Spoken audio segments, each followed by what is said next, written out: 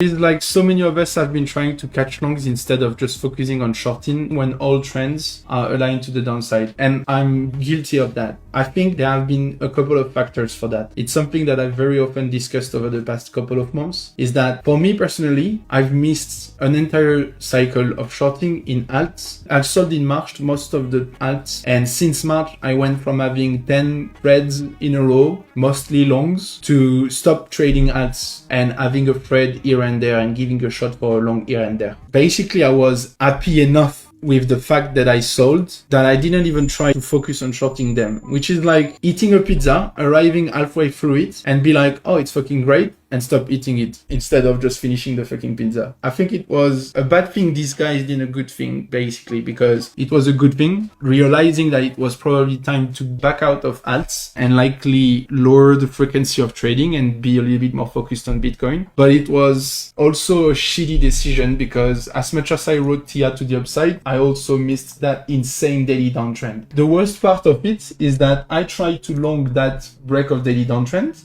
It was instantly invalidated, and this should have been enough for me to tell myself, okay, if this doesn't play out anymore, it's fucked and I should short it, which I did not. Despite everything we say and all the trash we say on the market, we kind of still have a primary long biased and subconscious bull bias of the market. I think I'm guilty of it. I've been trying to work on it. One thing that I've noticed helped me fighting that is that when I'm invalidated on the setup, I keep it on top of my watch list. I give it 24 to 48 hours, depending on the time frame, but most of my trades are H4 daily, so I leave them a couple of days to develop. And if when I come back to it, we are still around my invalidation on a long, for example, and we are stuck below, it's an instantly short for me. I force myself to take it. It's not even trading anymore because it took a couple of days to develop and it's still below what was the invalidation.